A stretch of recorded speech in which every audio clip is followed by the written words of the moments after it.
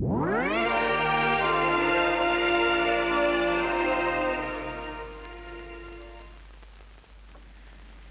the night of the 14th of November 1940, Coventry Cathedral was almost completely destroyed.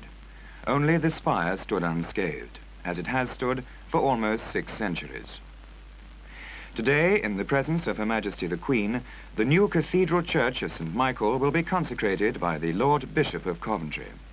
Over now to Richard Dimbleby at Coventry. 75,000 people applied for tickets to come to this service today. 75,000 people from all over the world. Only 2,000 could be accommodated inside the cathedral. Outside, and here you see them, there are hundreds and thousands more. Some of them in special stands built within the old cathedral. They will watch the service inside on big television monitors and listen to it through loudspeakers. But before them, as the symbol that hope can spring from despair, there stands this new 20th century cathedral. The only new cathedral built entirely since the end of the Second World War. I'm standing on the steps to the south of the porch of the new cathedral, which is dedicated, like the old one, to St. Michael. The nave of the new cathedral stretches away behind me. Now, how this all came to be built is an extraordinary story of faith and courage. It's both a war memorial for those who died here in the Blitz, a cathedral, but also a national monument. And the sort of tug of war between those different stakeholders tells us quite a lot about the state of England in the 1950s, early 1960s. It came at just the right time. The war was not so far away, and it was a new world. And I think that people felt that this could be a symbol for all that we wanted, all that was positive, all that we felt our children would grow up and it would be not exactly a brave new world, but a better world. The great service of consecration is soon to begin. And meanwhile, we have time to see something of the bold and startling beauty of this church, of its controversial design, its brilliant success, because this, then, is the building designed and built by Sir Basil Spence in 10 years of unremitting planning and labour. Consecrated in May 1962, Coventry's new Cathedral Church of St. Michael was conceived and built in the 2 decades after World War II. These were years of reconstruction, of the welfare state, and a consumer boom, when the country formed new relationships with European foes and friends, and when it began to come to terms with the modern world. In its design, in the skills and crafts that made it possible, and in its exceptional works of art, Coventry Cathedral combines old and new, tradition and the contemporary. Using archive images and photographs, and with voices from yesterday and today, this film tells the story of the cathedral and of the times in which it was created. Its architect, Basil Spence, called it a phoenix rising from the flames. Today, it is one of the greatest of the buildings for a new Britain.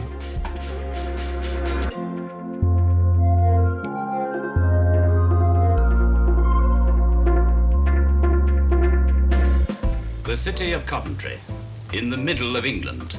It grew out of a monastery in the 11th century.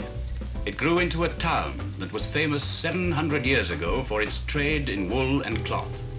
Into a town famous all over Britain and in all trading countries for its silks and silk dyeing, its cotton and carpets and watches, into a great industrial town in the industrial middle of the country. Into a city of engineering, where motor cars were made, and aeroplanes and radios and telephones. A city of spires and towers, an ancient city which produced from its hundreds of factories the newest machines and engines in the world.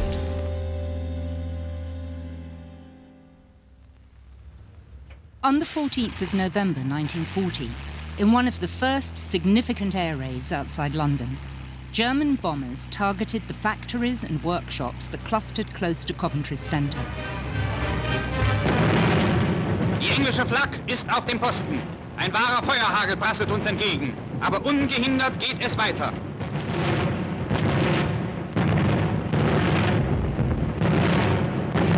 Über Coventry. Der Bombenschütze löst die ersten Bomben. Unten ist bereits die erste Wirkung zu erkennen.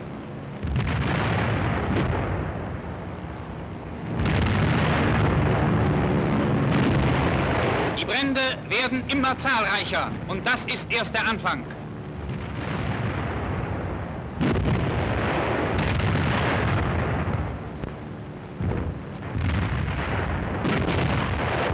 Immer neue Einschläge blitzen auf. Über 500.000 Kilogramm Bomben wurden in einer einzigen Nacht über Coventry abgeworfen. Führende amerikanische Blätter schrieben, Coventry sei dem Erdboden gleichgemacht worden.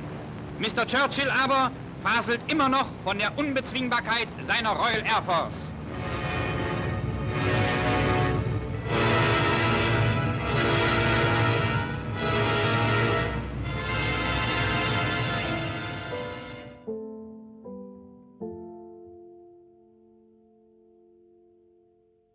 Large areas of the old city were devastated. 568 people were killed and over 800 severely injured.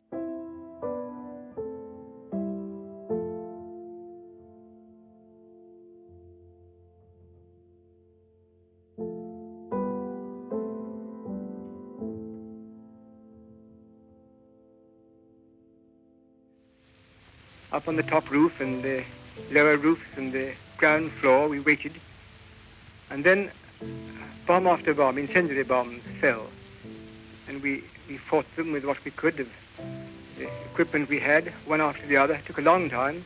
The fire got a big hold. The fire station came, but well, there was not sufficient water to deal with it, and the fire got a complete grip of the roof and burnt from roof to roof, and all the pews blazed up, that great inferno inside.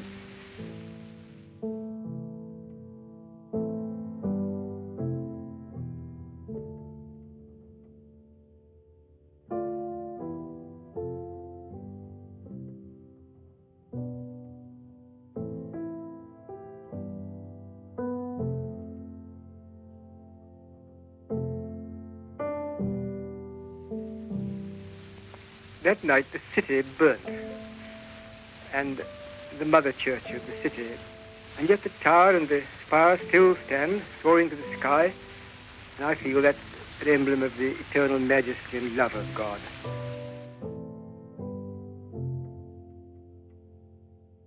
Provost Howard's commitment to rebuild the cathedral was actually itself an emotional and a theological response.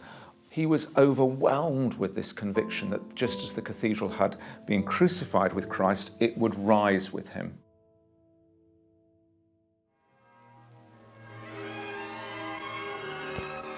Later, a shrine was built on the west wall from the stones of the ruins, with a cross fashioned from the charred beams of the medieval roof, and a smaller cross made from the nails which had bound the beams together. The cross of nails, now famous throughout the world. This was the only Anglican cathedral destroyed in the last war. You can actually rebuild as a sign of defiance, almost of revenge, or you can simply rebuild as a form of memorialization. This rebuilding was actually neither of those, fascinatingly. And that was partly to do with the way that Provost Howard was so convinced that a new future needed to be rebuilt in friendship and reconciliation with enemies.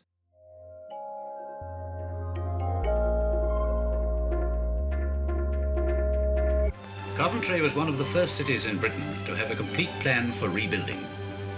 In this plan, the centre of the city, largely destroyed, is to be rebuilt entirely.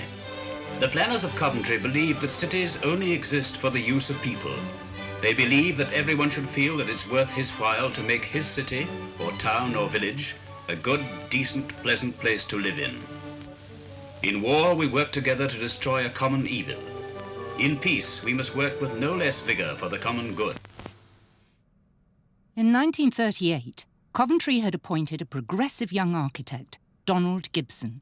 who drew up an ambitious plan for the city, which was presented to the public in an exhibition early in the war. A few hours after the opening, just as I was leaving the city, the sirens started and the bombs started to fall. Hitler's bombers, by concentrating on the center of the city, were about to make it possible for an imaginative scheme to rise from the ashes and the blood of the old Coventry. At the heart of those plans for reconstruction was a commitment to build thousands of new houses for soldiers returning from the fighting and for the families who would create the better world that the war had made possible.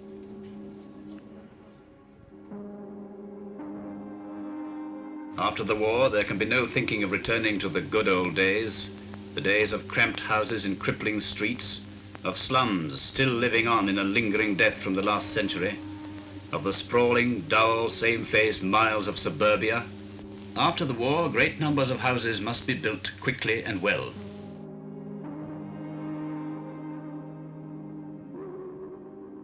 This is a good model, Betty, isn't it? The city had better be good, too. It's where we're going to live. It was the sort of poster child for reconstruction, actually.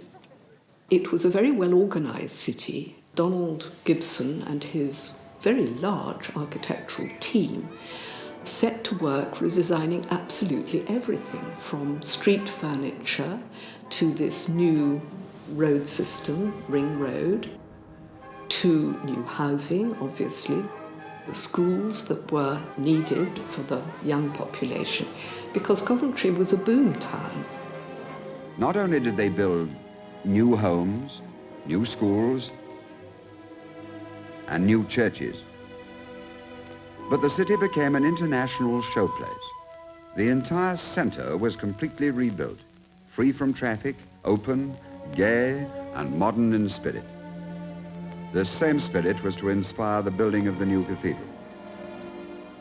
In the 40s, he designs a city which separates traffic, motor traffic and pedestrian, and has this extraordinary new pedestrianised shopping centre.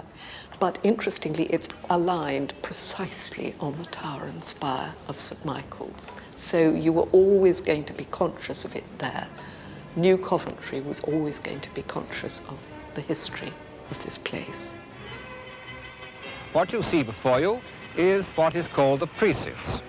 And it has a very large shopping area with only foot passengers, you see. And it seems to offer, doesn't it, the possibility of a happy democratic life. And that's the character of the architecture. No high, no low, no dark shadows, nothing outstanding. Well, you can't expect it to look like Florence or Rome or even Edinburgh. This is Festival of Britain architecture. Light, trim, democratic. Coventry is going to be a place to live in where people believe that human life can be good and pleasant. In the days to come, we must feel that it is not every man for himself, but every man for the good and happiness of all people living. Every man must believe in the good and happiness that is to be shared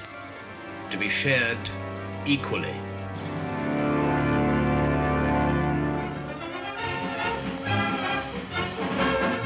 Coventry, replanning and rebuilding its shattered city, gave a great welcome to Her Royal Highness Princess Elizabeth when she arrived last Saturday to inaugurate the new civic scheme.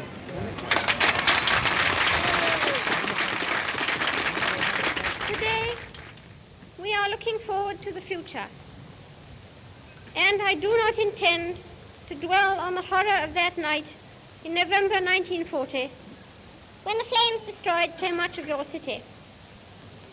It is, I hope, receding into history. Here, in this central square of Coventry, we are burying the bitter and painful memories of the past. But the city's saddest loss in its fiery ordeal of 1940 was undoubtedly that of the lovely old cathedral. When Howard vows to rebuild the cathedral, He very quickly asks for help from Sir Giles Gilbert Scott, and he seemed a very good choice, a safe pair of hands.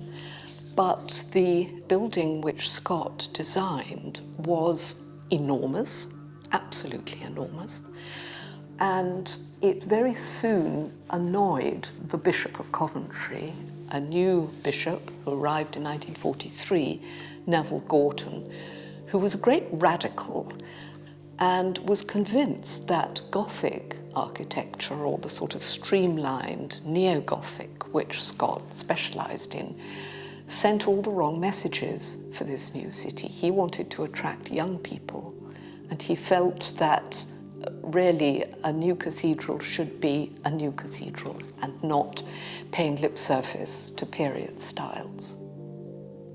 Scott, in the end, resigned, 1946. He just couldn't carry on. Should the old cathedral be restored, or should it be new like the rest of the city? Should it be on the same site or elsewhere? Should it be traditional or contemporary in design? One view favoured rebuilding the old cathedral, stone for stone. But the Royal Institute of British Architects and others argued that a younger generation of modern architects should be encouraged to look forward. A competition launched in the autumn of 1950 attracted more than 200 entries in a wide range of styles. These included a radical reimagining from Allison and Peter Smithson, which failed to impress the judges. I declare the Festival of Britain open and wish it a universal success. In the summer of 1951, Basil Spence was chosen to design the new Coventry Cathedral. Spence had trained and worked as an architect in Scotland before serving in an army camouflage unit during the war and taking part in the Normandy landings. Since then, he had mostly been designing for exhibitions, including pavilions for the Festival of Britain site. He'd been doing lots and lots of exhibitions, which he was very good at, and they'd been very successful. But he knew that there was something important that he wanted to do, and he'd always said this. I mean, in his book, he said that when he was on the beaches in Normandy, that he was thinking, what would I like to do if I survive this? And it was to build a cathedral. The winning place in the competition for the design of the new cathedral was awarded to Mr. Basil Spence. In their report, however, the assessors said that in selecting this design, they not only felt that it was the best design submitted, but that it was the one which showed that the author had qualities of spirit and imagination of the highest order. Of course, you're bound to start an argument if you build a cathedral now, because people love the old buildings. So do I. I love the old cathedrals, but remember this. When these old cathedrals that everybody admires were first built, they were modern. They were new. This is the tradition, and this is exactly what I'm trying to do at Coventry. So Basil, it seems to me that your first great idea was when you decided not to build the cathedral on the site of the old one, but to put it at right angles to the old one and at a lower level. Now, did this idea come to you in a flash, or did you work it out gradually? No, actually, it came very quickly. It came the very first 5 minutes. I was so impressed by the old building. I thought it was so beautiful, torn open by war, that I felt I had to keep it. So in the competition conditions, it could have been wiped out. I felt it stood for the sacrifice, yeah. And I had to build a new one that stood for the triumph of the resurrection. I knew exactly that I had to do this. I didn't expect to win the competition, but I knew I had to do it. What Spence does, of course, is to make a composition which includes both the ruins and his new building, but linked by a porch, which is a place to pause, if you like, before going into the new one, but also forms this kind of important axis between the cathedral close and the new city centre. Before construction could begin, the cathedral authorities had to secure a licence from the Minister of Works in the Conservative government, David Eccles. Coventry's Labour councillors were concerned that the cathedral would divert craftsmen and building materials, both of which were in short supply from the construction of housing, schools and hospitals. They lobbied for postponing work on the cathedral by a decade, without success. Sir David Eccles, the Minister of Works, had issued a standard form, licence to build one cathedral. To the Lord Mayor of Coventry, he wrote, "We cannot tell how many people are waiting in this country and abroad for this church to rise and prove that English traditions live again after the Blitz. The threat of far worse destruction is with us today, demoralizing and corrupting our thought. We have never had as great a need for acts of faith."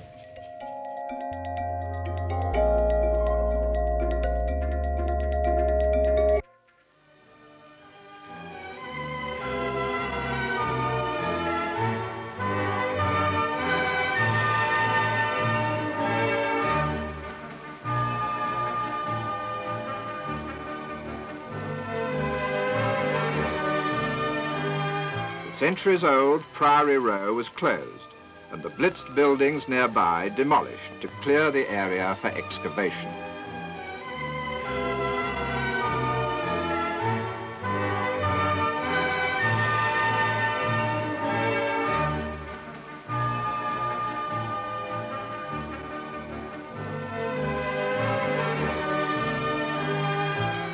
The old cathedral took 125 years to complete.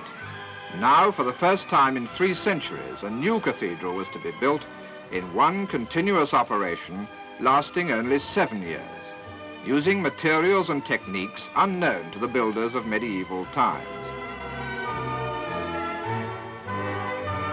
In the architect's office, a team of draftsmen worked on the plans for 9 years, making thousands of detailed drawings. Every smallest detail of the building was worked out in plans, drawings, and scale models. When I think back to those whole 10 years, it was this amazing sense of that we were all doing something important, that we were bound up in it. And there was an extraordinary spirit. And my dad was nothing if not energetic. And, you know, we all sort of drew off that, I think.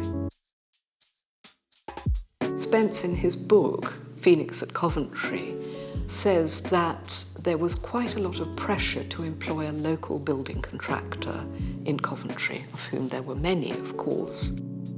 But he was nervous about their ability to realise such a long project to the very high specification he needed. And he was delighted when Langs put in the lowest tender and so had to be accepted, and was confident that their experience would produce excellent results.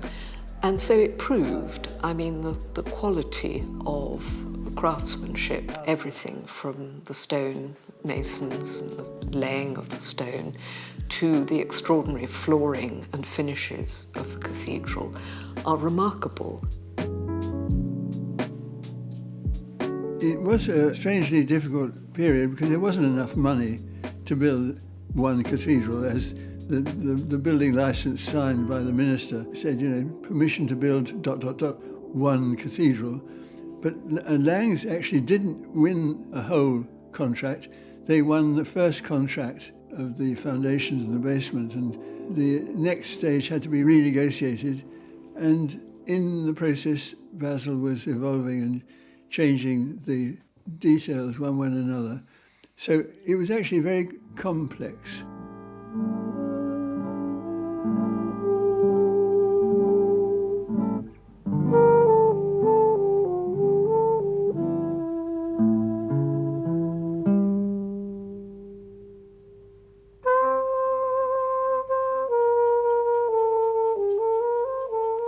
Two years later, in March 1956, the foundation stone was laid by Her Majesty the Queen and blessed by the Archbishop of Canterbury. I declare this stone well and truly laid.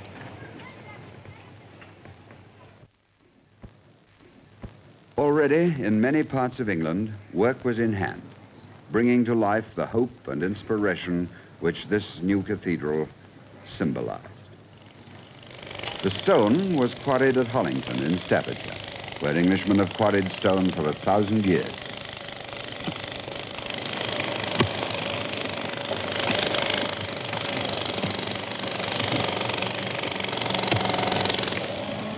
Some of these blocks of pink Kuiper sandstone weighed as much as 5 or 6 tons.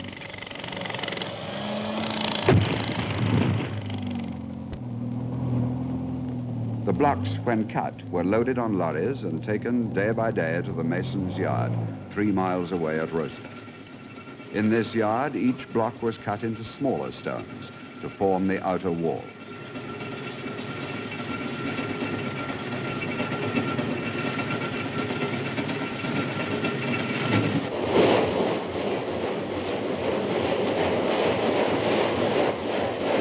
Very slowly, the stones were cut by saws, 10 inches an hour.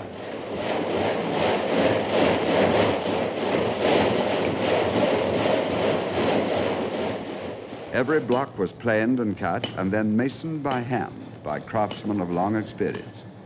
They gave each stone a number, and no 2 stones were quite the same.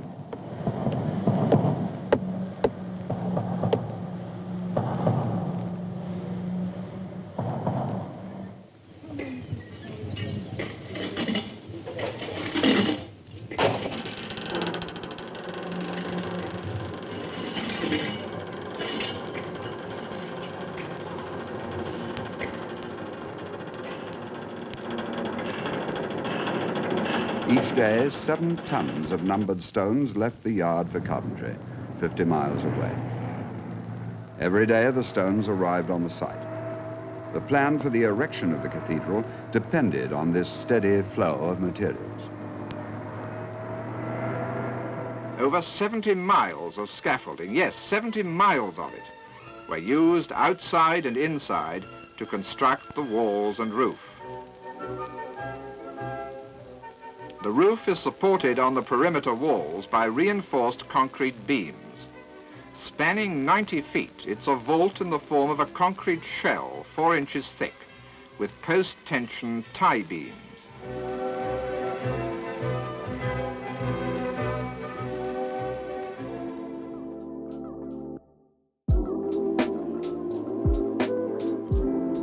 Spence, I think, would not himself ever have claimed to be that interested in structure. So he worked with people who were, and it was his good fortune to work with Ove Arup, who was then one of the outstanding engineers after the war, and who met with him and really worked out a completely different system for the vault, so that the vault, as realized, is a kind of almost freestanding thing. It sits within this very heavy stone, rather buttressed shell, and the slender columns which separate nave from side aisles hold up the vault.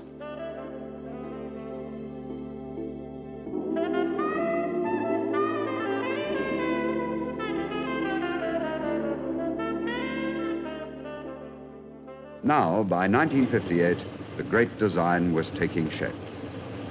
All the money for this building, apart from the war damage claim, came from voluntary contributions.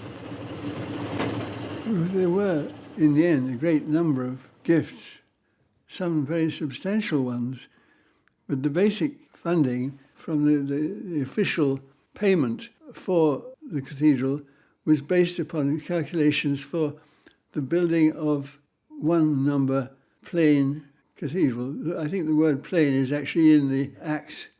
A plain replacement was funded.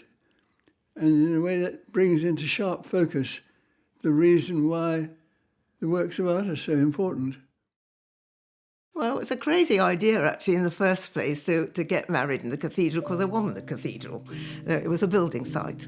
But we had both been working with Dad, because we were all young and we'd been partying together. And so it seemed to be the only place. We had to get a special license. We were married in the crypt. It was actually the chair store, but it had been turned into a chapel with a lovely cross done by Geoffrey Clark. It was February. I don't know why we chose February. I just can't think. Anyway, I had a very pale lilac wedding dress, full length.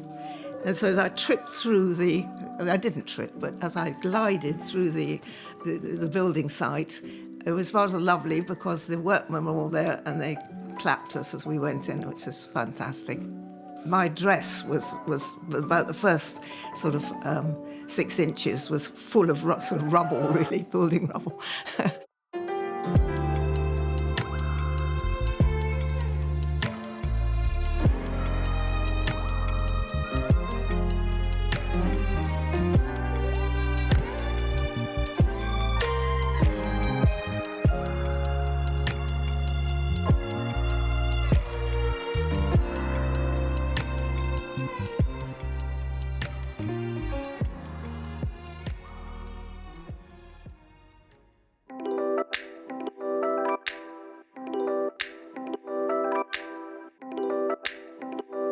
As the walls rose, artists and craftsmen were preparing works of art to adorn the cathedral.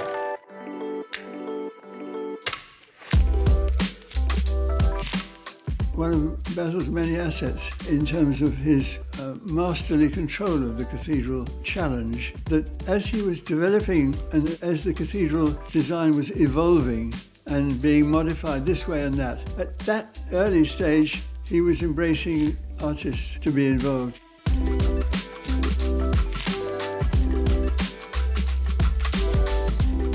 He was an artist himself, and he always had a great interest in the arts and always felt that there should be no dividing line between art and architecture, that they would merge seamlessly.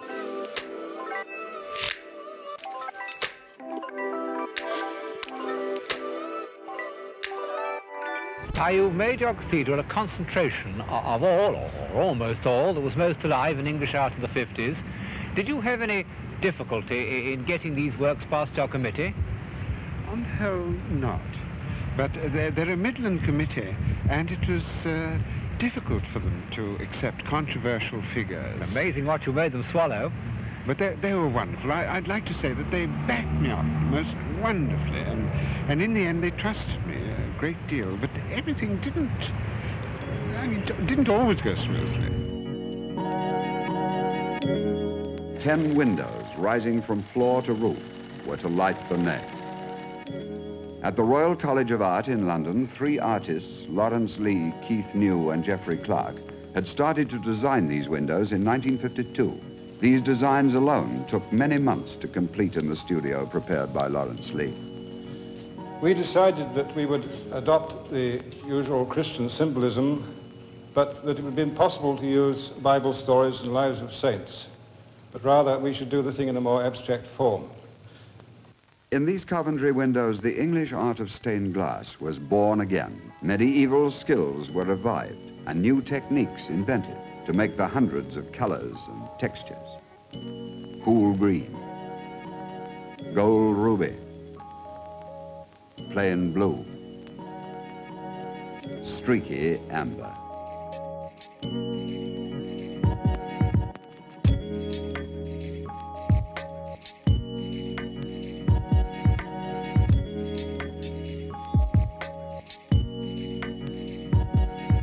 Designed in pairs for either side of the nave, the windows offer a cycle from birth to death, from green shoots through passion and strength, with red as the dominant colour,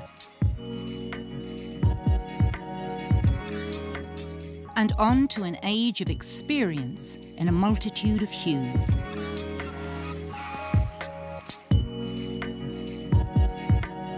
The windows evoking wisdom and old age are a deep, rich blue. And a final pair of golden glass evoke the Christian afterlife.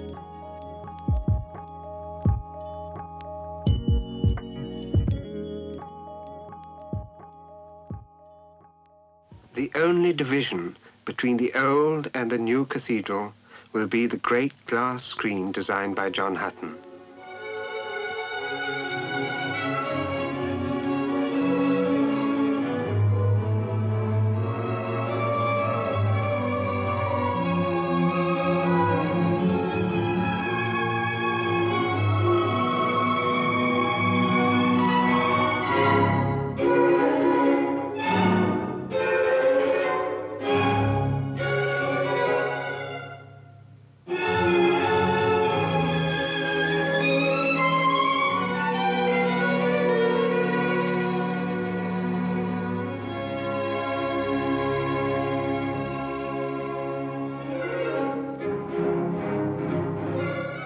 Traditionally, the English cathedral has a ceremonial entrance front, which is usually decorated with carvings of the saints and angels. Coventry Cathedral is no exception, so here it will be transparent, and the design reminds one that the price for the new altar was great.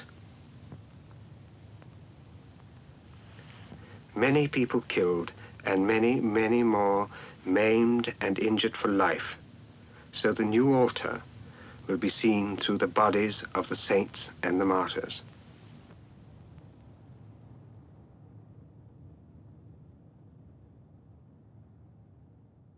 In a studio in St. John's Wood, London, John Hutton was designing figures of saints and martyrs and engraving them on 90 panels of glass. These were to form the entire west wall. John Hutton had worked on his sketches for more than 5 years.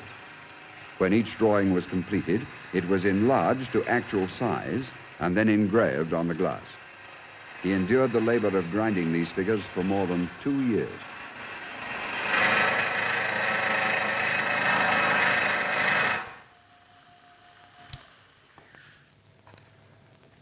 This is not colored glass, it's ordinary British plate glass on which I engrave these figures.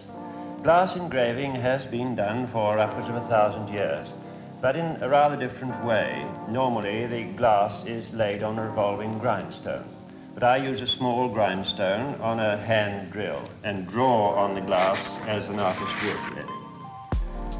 I had to do a lot of experimenting to get the kind of effects that I'm going to need for this job, the degree of brilliance, and at the same time the boldness that will be needed for the figures at the top of the screen. Some of them will be about 70 feet up.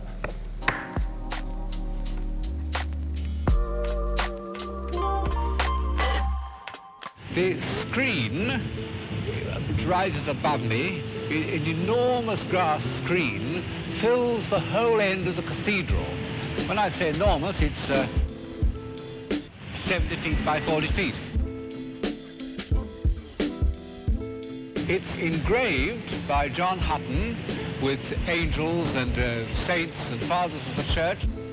Individually, some of them are designed a little bit voguish, modish, but taken as a whole, it makes a great effect. You have a feeling of the heavenly host rising above your head as you go in.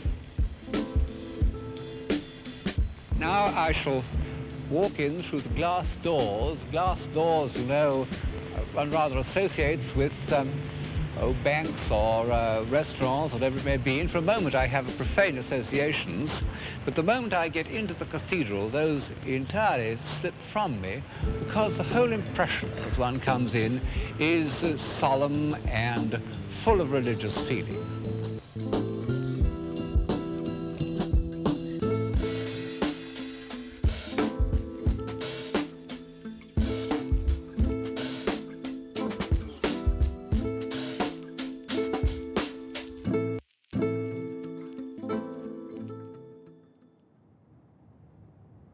My favourite of our artworks in some ways is just nestled at the bottom of the baptistry window, which is the font.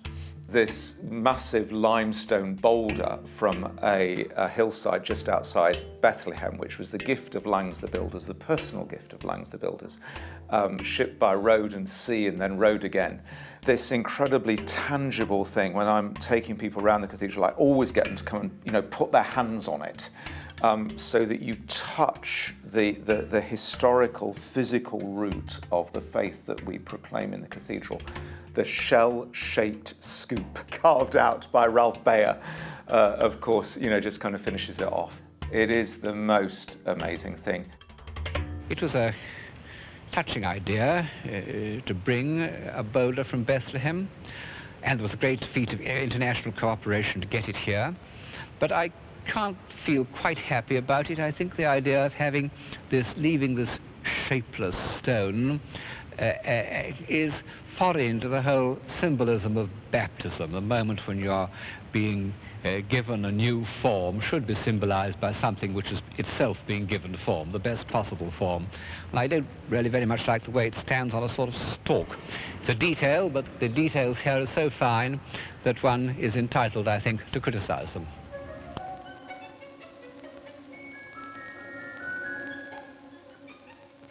Near Henley-on-Thames, John Piper was designing another great window, the baptistry window. In his design, John Piper decided to let colour itself project the glory of baptism without using figurative shapes or symbolic forms. A simple pattern which would not conflict with the more elaborate designs of the nave windows. When I was first asked to design this window, the shape and size of it, the actual form, had already been decided upon. Really, it's a pierced stone screen with a large number of rectangular holes, which demanded separate pieces of glass being designed for each one, of course. What it seemed to me to need most of all was simplifying, unifying in some way, and it's this that I've attempted to do. To me, the colour and form of the whole thing symbolizes the Spirit of God descending. A complete model of the window was made in glass, painted and fired like the real thing. The huge window, 80 feet high, 51 feet wide, contains 6,000 square feet of coloured glass in 195 separate lights, spaced between deep carved mullions. A remarkable piece of stone construction.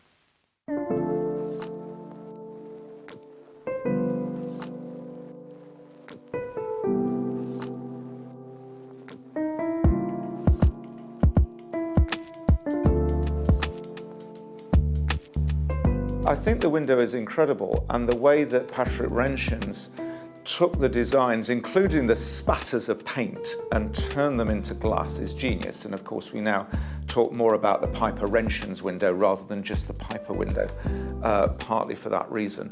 I love asking people what they see in the window, and the fact that it's sort of non-figurative I think is particularly helpful when we're trying to open up the building for a sort of spiritual response for people from perhaps different backgrounds.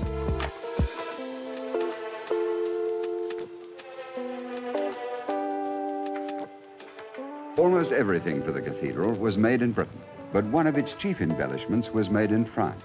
In the village of Felletin, near Aubusson, work had started making a great tapestry of Christ in glory, designed by Graham Sutherland. When finished, the tapestry would be the largest in the world. The work in Felletin was fascinating because the whole village was weaving tapestries historically. So the scene there was incredible with a great barn where the tapestry was being woven, but down close to the river was this shack in which one little Frenchman with a typical French beret was going around the bins of colour, and having looked at the artist's colour requirement for a particular colour, it was incredible talent. He would, with a serving spoon, virtually, pick out the pigments and put them together and mix them up, and the colour was perfect.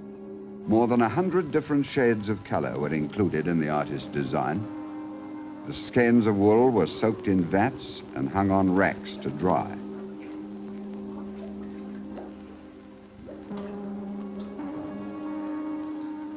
After the dyeing, the skeins of wool were wound onto bobbins. Sometimes threads of different colours were wound together to make particular textures and tones.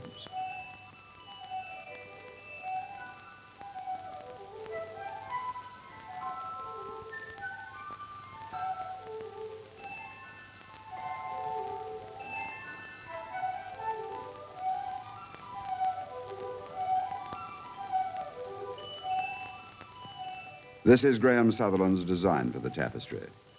While work went on, it stood near the looms so that the weavers could match the colors.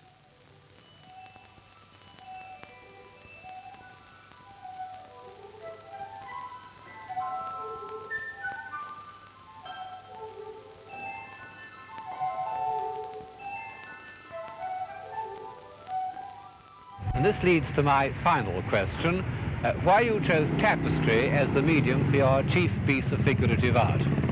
Well, of course, I wanted a big picture behind the altar. And I know that the cathedral has to be considered orally as well as visually. And I had a restricted choice. I think mosaic would have had more brilliance, though I think the end would have to have been curved if it was mosaic. Yes. On the other hand, I know this is a plain cathedral, and I had to get acoustic absorbance somehow. So I felt tapestry was the best thing. And I was attracted by the idea of making the largest tapestry in the world and getting Graham Sutherland to do it. Yes, well, it's a wonderful result. To try to express in words the equivalent of the look one wants in paint almost invariably ends in failure, because words and painting are really separate means of expression. From time to time, I've tried to give clues as to the nature of what I'm trying to do. At the time, they seem true. Later, I really wish that I'd been silent. Beyond the stalls and behind the altar, covering the east wall, Graham Sutherland's tapestry. Christ in glory. On either side of the figure of Christ, the four living creatures mentioned in Revelations. The first beast was like a lion, and the second beast like a calf, and the third beast had a face as a man, and the fourth beast was like a flying eagle.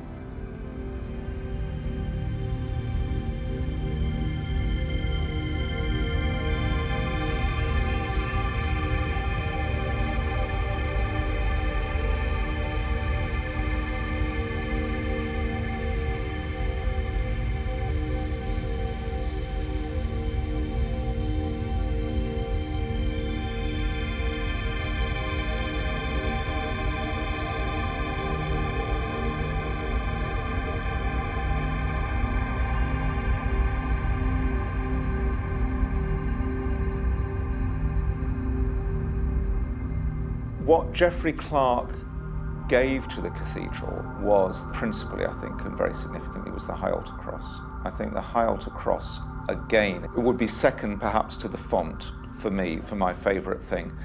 It's got extraordinary movement in it. Some people see it as a bird. I don't really see it as a bird.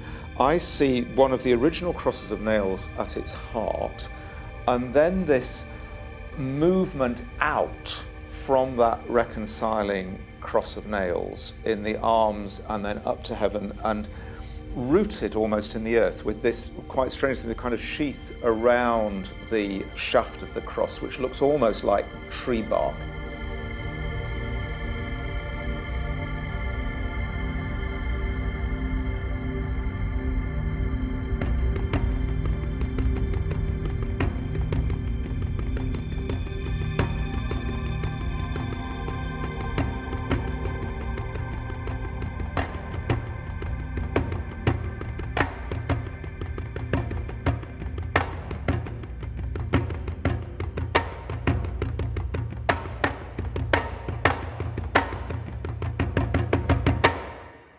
This Epstein that's behind us, for example, some mysterious reason, Epstein's work always really got into trouble. Did you have trouble over that with your committee? Well, apart from Graham Sutherland, he was the only one that the committee really questioned. I remember when I suggested his name in committee, and it was followed by a hushed silence, and then someone said, "But he's a Jew." But I knew they would ask this, so I said, "And so was Jesus Christ." And that stopped it. It stopped that side of it. And in the end, they were very proud of it. Yes, but not without difficulty. We had to go and examine his work in the studio and all that sort of thing. And then, in the end, of course, they were delighted. Yes.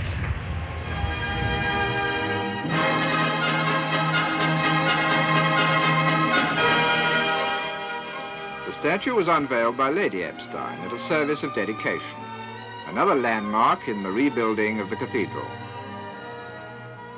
My Lord Bishop, my Lord Mayor, ladies and gentlemen, it is with great pleasure that I now unveil this statue by Jacob Epstein of St. Michael overcoming the devil.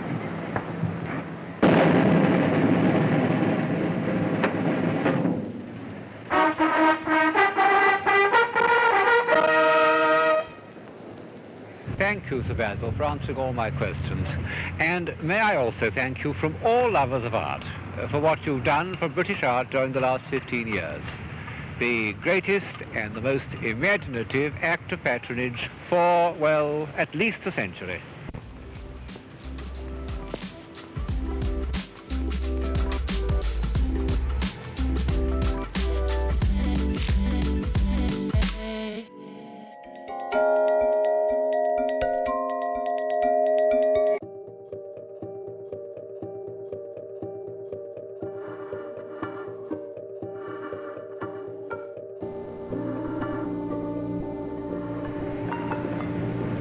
High above the roofs of Coventry, beside the old cathedral tower, the builder's work is nearly done.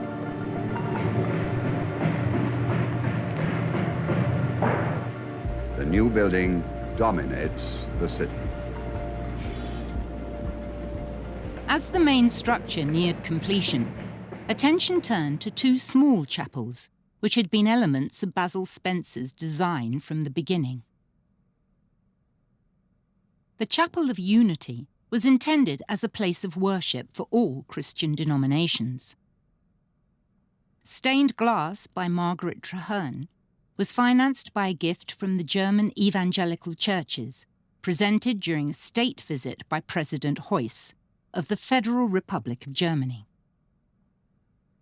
For the Guild Chapel, Anthony Blee designed a simple altar, above which hangs a crown of thorns by Geoffrey Clark. And you see that as you move round it, it contrasts with these strongly marked vertical transoms that form the whole wall of the chapel. Between the transoms is plain glass, because it is the intention of the architect that anyone in this chapel should be conscious of the city of Coventry outside, the industrial city with its technical college and its factories and chimneys and so forth. This is the point at which consciousness of the city and feeling of the interior life of the cathedral can be at one. By the end of the 1950s, Coventry was a city transformed, with extensive new housing, modern schools and hospitals, with a thriving commercial centre and a municipal commitment to culture. Donald Gibson commissioned a good deal of public art for the city centre. He made sure that a new theatre was built. First municipal theatre to be built after the war, the Belgrade. He supported the long-running project for a new gallery of art, the Herbert, which was opened only in 1960. So within a few years, you've got 1958, the Belgrade, 1960, the Herbert opens, 1962, the cathedral opens, and all the sort of infrastructure which goes with them. So it was very much a kind of showplace.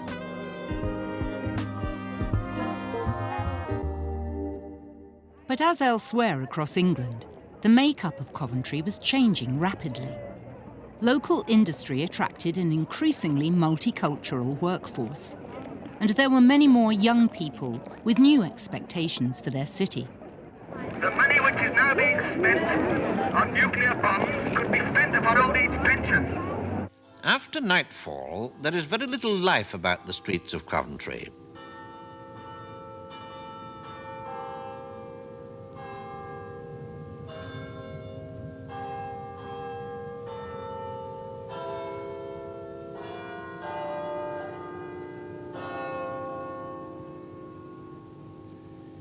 For the majority of youngsters, there is almost nowhere to go except this one huge dance hall.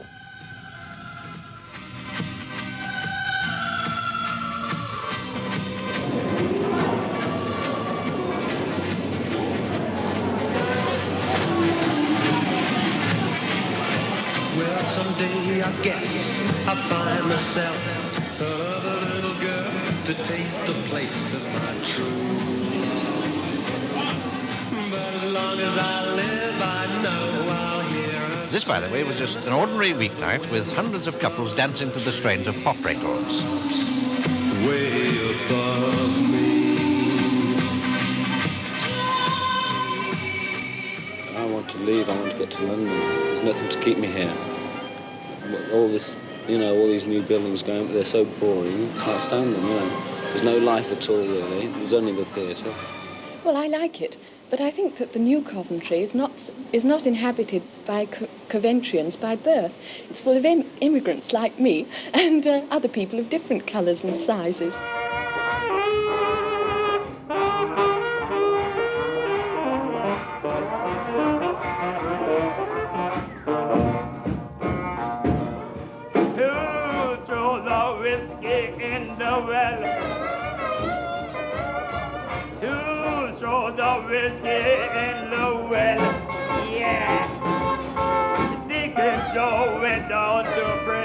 And all they say was nay.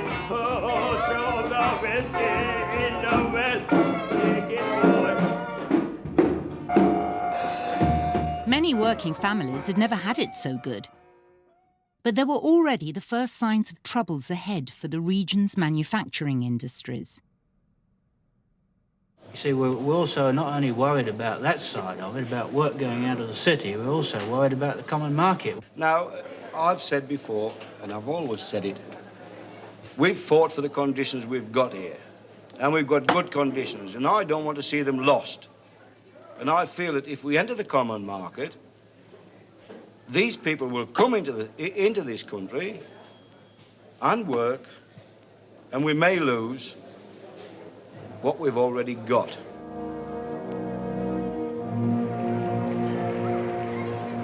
While Coventry was rebuilding itself physically, it was also trying to lay the foundations for something of even greater significance. After the war, quite a few of us realized that sooner or later we must get back into international friendships, more particularly with those for whom we were estranged during the war. Official exchange visits were organised with Stalingrad, Dresden and other cities in Eastern Europe. And the mayor invited his counterparts from around the world to an international conference. In 1961, a group of young Germans volunteered to help reconstruct the vestries of the old cathedral's ruins. It's a work of peace, which the Germans call Operation Reconciliation. It's indeed a fine gesture by these young German craftsmen, especially as they are not responsible for what happened over 20 years ago.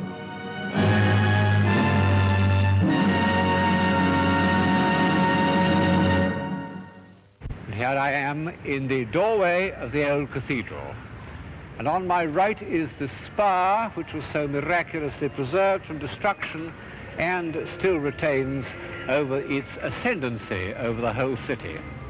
Well, of course, the Gothic style is marvelous, the expression of a civilization unified in its belief in God, which we are not. And when that tower was built, every single man and woman in Coventry was a believing Christian. What would be the percentage now, I wonder? 2 years before the cathedral was consecrated, one of Britain's first mosques was opened on Eagle Street in Coventry. But with the ancient tower of the city's Christian community still standing, the new cathedral was designed to be topped with only a slender 25-metre spire or flesh of open-work bronze. We, with Arabs, had designed the flesh as a piece of metalwork construction with Geoffrey Clark's weather vane almost cross on the top. We went to Steeplejack and got a quotation for putting all this up into position, and it was a hefty quotation. So we were scratching our heads, and I suggested that we try and get a helicopter involved.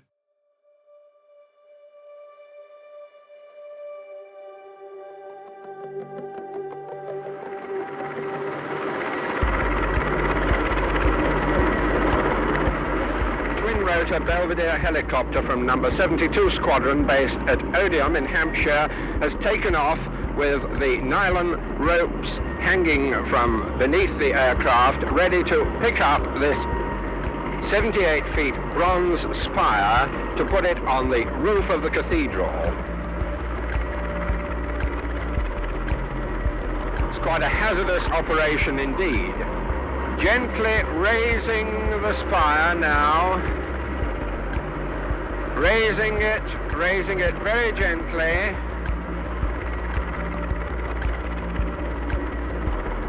The bottom of this 78 feet spire is just about at roof level now. Now he's beginning to move along the cathedral roof.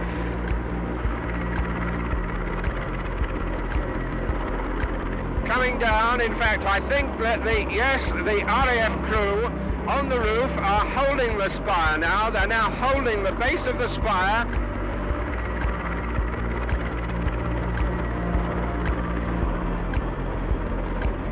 And the helicopter is now, it's slipped the tow, the spire is in position. After just over 10 minutes work, the spire is in position. Coventry, for centuries a city of 3 spires, is now a city of 4 spires. A moment in history indeed.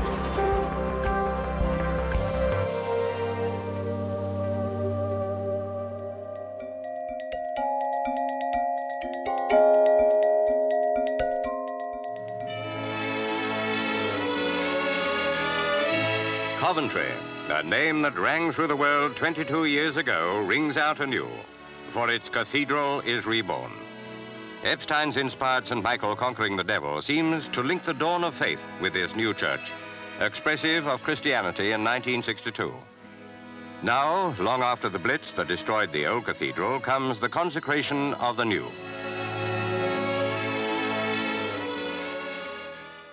Mr. Barrett, as Town Clerk of Coventry, what particular problems have you had to deal with preparing for the royal visit? The main problem was to estimate, or rather guess, how many visitors we might have in the city on the 25th of May. And we've assumed that one ought to prepare for 250,000, and that of those, possibly 30,000 might come by private car. Therefore, initially it threw up 2 problems. One, car parks, and secondly, the very human but very important question of what additional conveniences one ought to provide. We've solved, I think, the car park problem. There had to be places where people could expect to get public transport into the city and back out again afterwards. As far as the public convenience problem was concerned, the City Council bought, for example, 2 first-class mobile conveniences, which will help.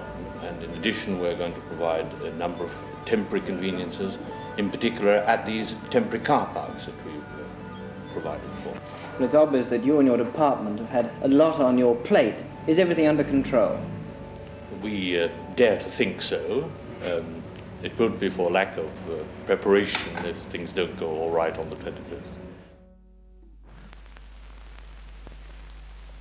And right outside we see that Her Majesty is arriving at the old west door of the cathedral, past the territorial men of the territorial regiment of the Royal Warwickshires, greeted by the bishop and the provost, wearing a coat and a dress of mimosa yellow silk, the perfect colour, silk in yellow and grey, that matches the predominant colours of the cathedral. Sir Basil Spence, the architect whose work this is and whose great day this is, greets Her Majesty just inside the old west door. I think it was just sort of golden. I think it was a good day. It was a lovely day. The Queen was wearing gold and the cathedral was glittering. The music was wonderful. And it was just, I don't know what word you'd use, but it was just a joyous celebration. And I just remember being amazingly happy.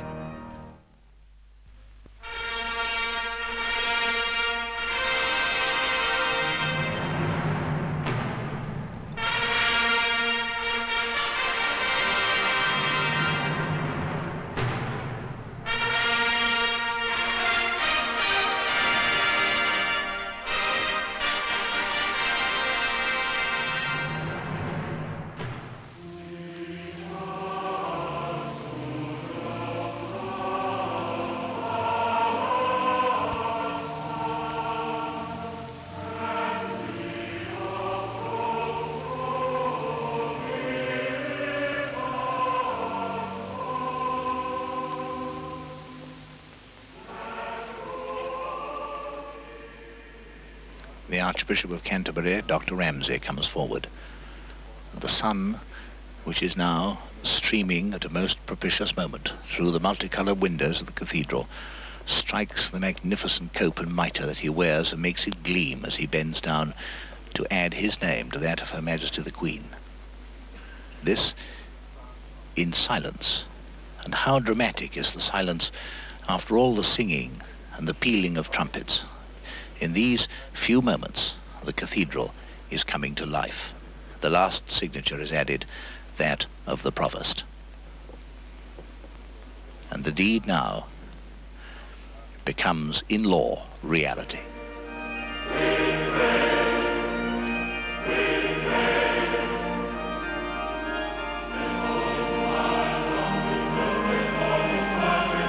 The Queen takes her place at the rear of her own procession. The provost comes with her, Princess Margaret and Lord Snowdon walk behind. Private secretaries, equerries, and ladies-in-waiting follow, and the ever-noble gentlemen-at-arms bring up the rear, making this wonderful heraldic background to these ceremonial scenes.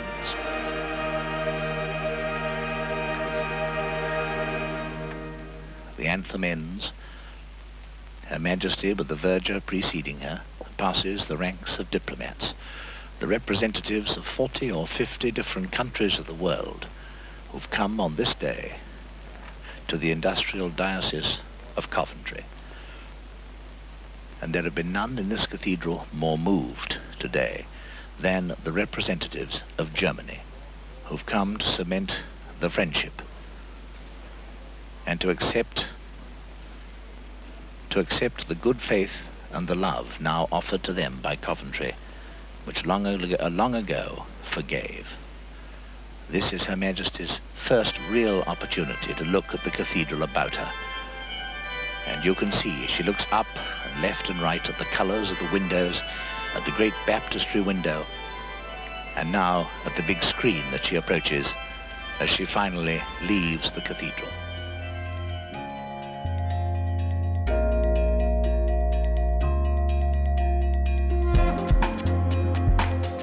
The building of this cathedral is a story of inspiration. In the center of Coventry, a city famed for its industries, serving the material needs and comforts of man, it stands as an act of faith. It combines the traditions of architecture and the church with modern thought and constructional techniques. It shows that the arts and skills of our age can match the achievements of the past in the service of the spirit of man. The building leads people on an emotional and a theological and a personal journey. I'm always anxious that people start their visit to the cathedral in the ruins, because that place of destruction is the place where we touch the honest experience of so many people in the world, and of course the experience of Coventry as a city. So it is a place of brokenness.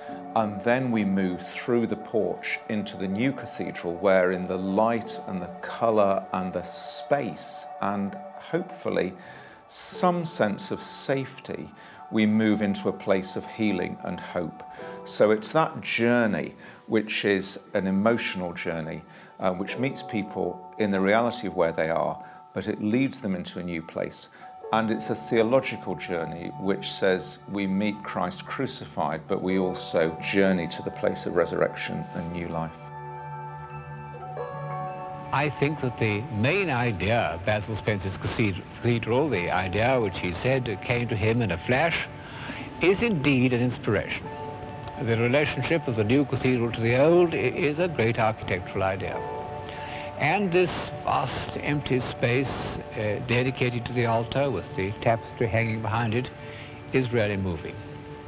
But one can't get away from the fact that this is a difficult time in which to build a cathedral.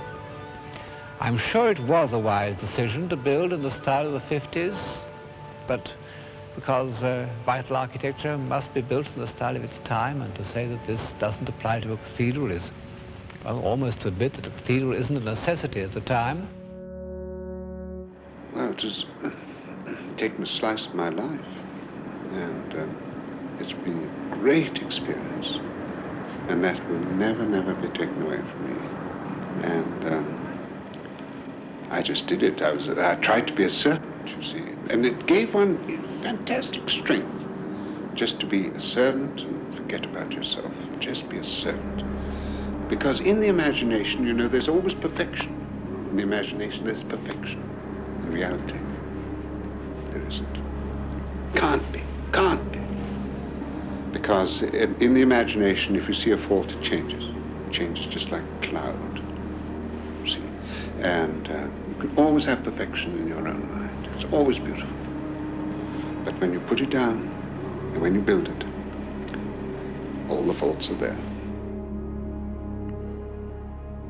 I think he was very, very pleased with the reception. I mean, he had terrible letters, you know, saying how terrible it was and it looked like a bomb shelter and all of that, which hurt, because he wasn't very good at, you know, things like that really hurt. But I think on the whole, definitely, he felt it was something that he had always wanted to do, and that pretty well, he'd done all right, I think. I think it has stood the test of time, and I think people have come to appreciate it more and more as post-war art, post-war architecture comes back into fashion. It's become better and better loved. I think that there's a rather sort of delightful comment about it, a characterization of it, written by John Hewitt, who was the Irish poet, who wrote an essay about the city in 1965, and he says it's the premier place of pilgrimage for an anxious, hoping, searching generation. So I think that conveys the sort of anxieties, the doubts, and the optimism of the generation for whom it was really built. Now we're different. We're older, or it's a new generation who have different kinds of responses to it, I think, and for whom the Blitz and all it signified are a very, very long way away. If you look into Spence's and I think Dick Howard's description of the Chapel of Unity, it is described as a place for worship of different faiths coming together, which of course at that time meant the Catholics, or possibly not even the Catholics, but the Baptists and the Methodists. Now, of course, we read that phrase in a different way. It's very obvious, you know, who we worship and what we stand for, but that doesn't mean that we can't offer really deep-seated and genuine hospitality to people of all faiths. So I think what we do today is we say hospitality is our number one value. It's ridiculous to try and say that you're open to God but not open to all of God's children. We work very, very hard to say to people, both locally and from further afield, please come in, you're welcome, we're pleased to have you here.